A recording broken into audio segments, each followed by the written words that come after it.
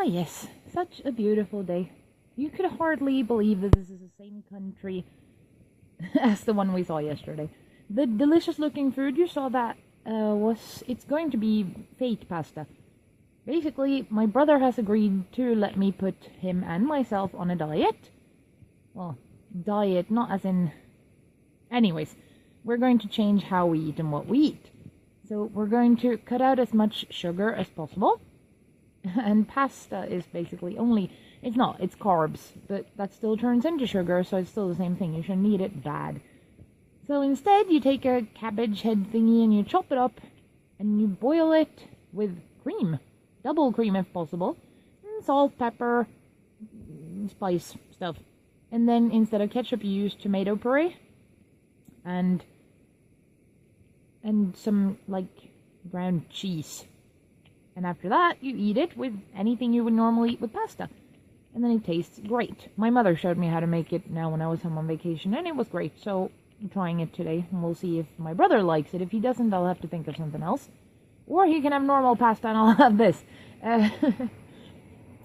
Also, I went to the health central today. Since I'm allergic to almost everything. No, I'm allergic to furry animals and pollen.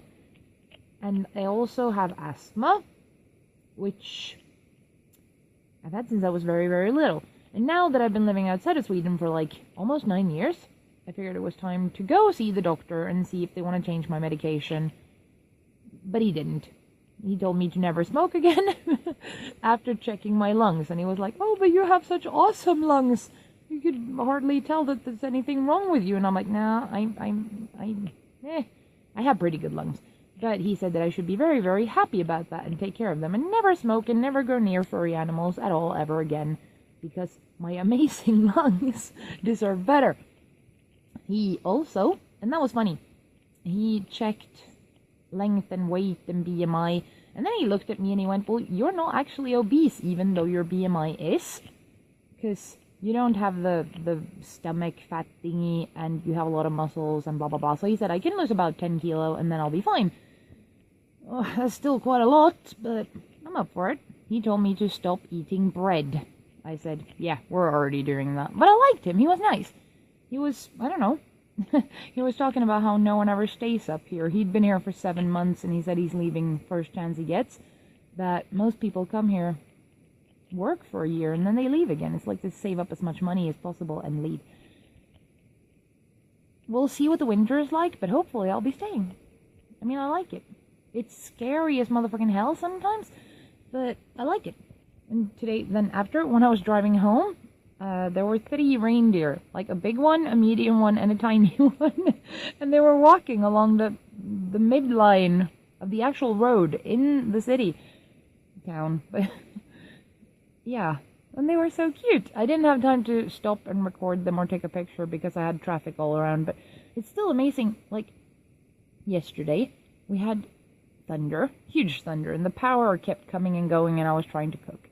And then there was the hailstorm, which was amazing, but considering it takes anywhere in the region of 30 minutes to an hour to get to the town, where the closest proper shops and hospital and everything is, most jobs are there. And then that kind of weather happens, I can already feel, I mean, I know what this sounds like, because I've been living in cities, in apartments for years. But to me, it still feels a bit like we're at the actual mercy of the forces of nature here. I saw that a lot in Cork as well when it get flooded, but I haven't felt it this way. I mean, in Cork it was more like sigh again. Whenever it would rain really much. When it was here, it was like, this is terrifying. I can't go anywhere. I can't get anywhere. If anything happens, I'm fucked. And that's an interesting feeling. Also, the reindeers make me feel very much like everything's awesome. So I love it. I actually love this place. I also love my car. Today, I managed to stick to the speed limit. That is not what it sounds like. I haven't been going over the speed limit even once. Except for a few short moments. But since getting to Sweden, I've been driving very, very slowly. Since I hadn't been driving for 5 years. And now I'm finally getting back into Now it's done. So today I kept to the speed limit, and the other drivers didn't hate me as much as they did yesterday in that rain when I was going 50 kilometers per hour on a 100 kilometers per hour road. Poor people to be around me, but I'm getting better. Yeah. This is what I get for bitching about the rain in Ireland. Please stop. I don't know how waterproof that thing is. I don't know if you can see, but that's fucking deep. That's like knee height. It's not funny anymore right now. I wish it would stop raining. It's incredible. I will never bitch about the raining in Ireland again as long as this stops. I promise. I mean, seriously. There's a little fucking river there. Oh, God.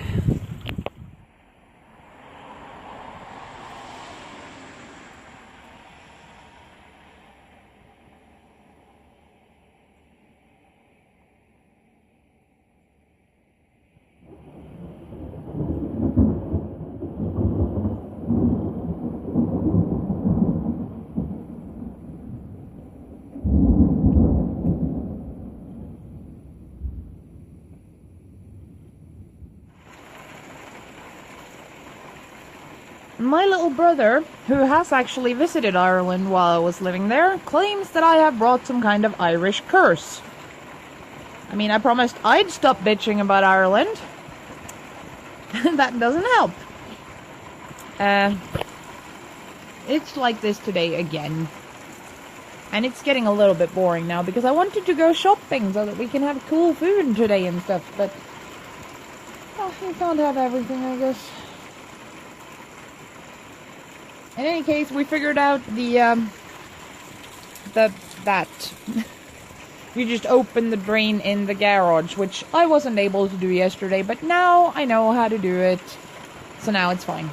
If we get flooded again, we just flush it down under the house, and I don't know where it goes after that. Somewhere into the foundation or something? I have no clue. But this is no longer funny. I think I've had enough of rain now.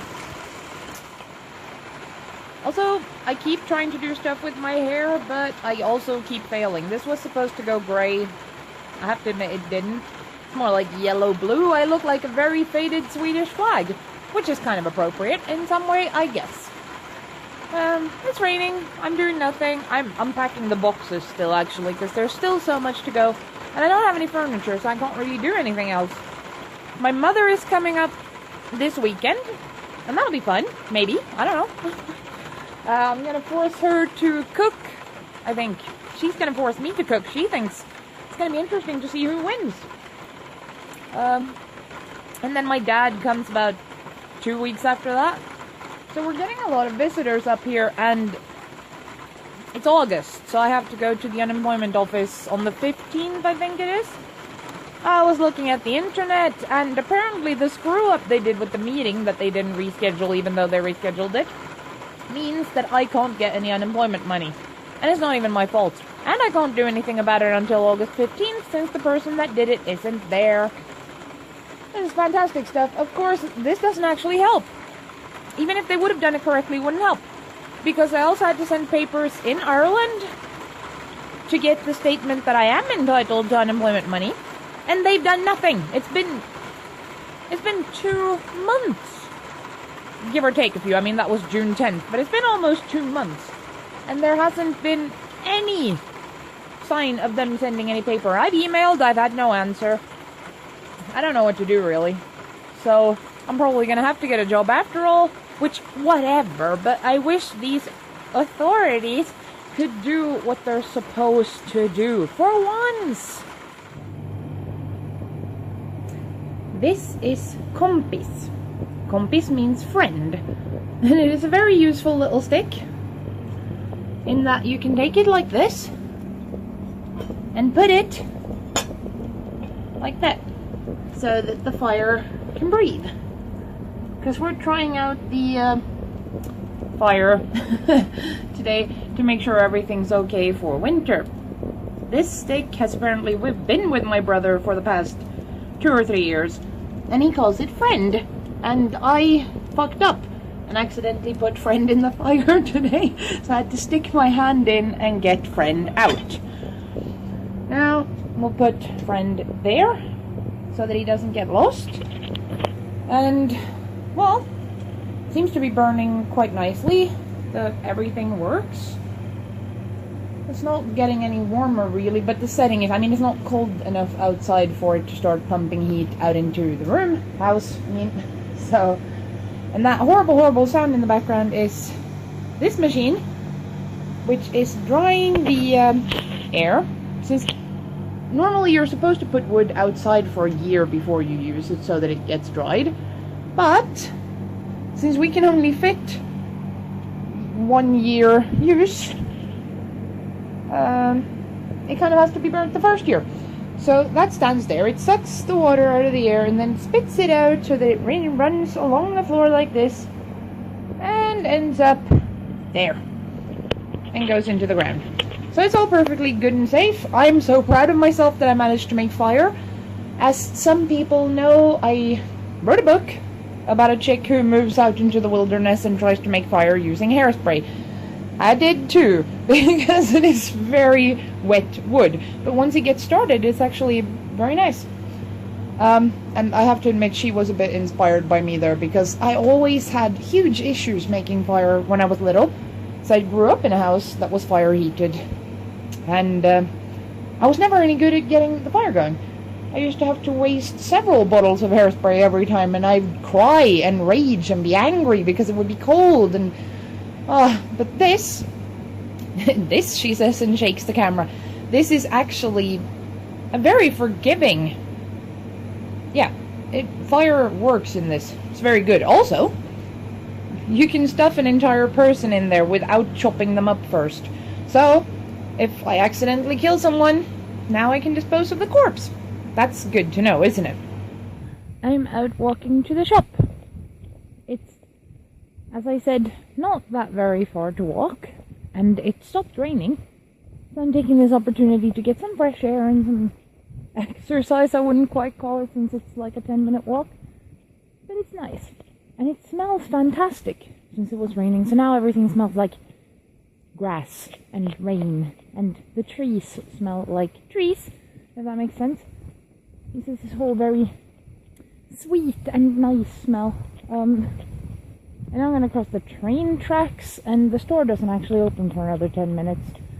So I'm gonna be a little bit early, which I actually had a plan with, because I'm pathetic, and I was gonna do like, yay, Pokemon Go! But they've done some update on it now, and this phone can no longer handle it. I don't know what kind of fucking change that was, but it's a bit disappointing, since I was like level 9 and I had many Pokemons, and disappointing. Not that it really matters, but it was nice encouragement. Because there are no Pokemons up here. There's one Pokestop, I think, in Gällivare, which is an hour's drive away from here.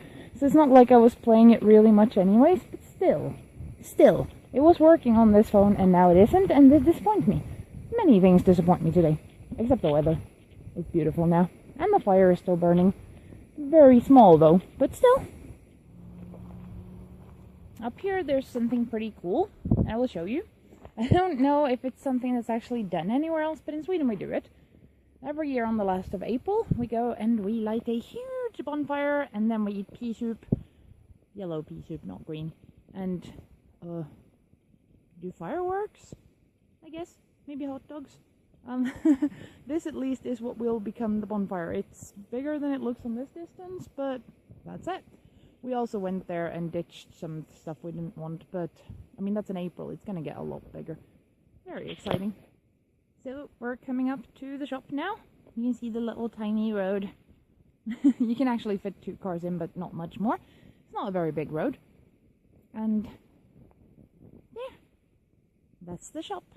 It's very small, but it's nice.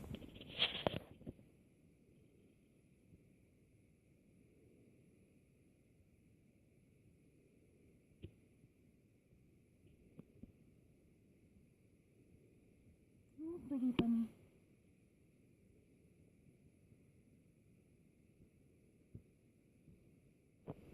And here is today's dinner. I know it doesn't necessarily look very awesome. It is, however, very awesome. It's tuna casserole. I sort of adapted a recipe that Alex has given me, where he makes tuna pasta. And usually that's a pasta sauce. But since me and my brother don't eat pasta anymore, I've sort of made it thicker and more. So now it's a tuna casserole, and we're going to eat that today. And if he doesn't like it, then it's his problem, because I did my best, and I'm gonna enjoy eating it. And in case anyone's curious, the tuna thingy, you basically do, you chop a few carrots, not too many, they're just there to be like filler. No, not filler, details. And then you chop garlic, quite a bit of it if you like garlic. I like garlic. And then you fry that with capers, about like a tablespoon of capers, depending on how much you're making, of course, in olive oil. Good olive oil. Has to be one of those that tastes slightly fruity and is awesome. When you fry those so they're getting slightly soft and all the flavor goes into the oil and the blah blah blah, you put in tuna. I use tuna in oil, but you can use tuna in water or tuna steak or whatever, really. See if I'm forgetting anything. No, then you keep frying it and you put in crushed tomatoes. With, like, yeah, crushed tomatoes. I used 3 packs today, since we're making a lot of food. And then you put in some very, very, very finely chopped parsley. I also put in like half an onion for this. I don't remember if there's supposed to be onion in there or not, but I did. And fried that with the rest of the stuff in the oil. And then you just let it stand there and like, not quite, well, simmer, I think the word is. And then you add some cheese to make it thicker. And then you pretty much eat it. If you want to, you can boil spaghetti or pasta and eat it with that, but as said, we're not doing pasta right now. So there's the recipe in case anyone was really, really curious and wanted to try it.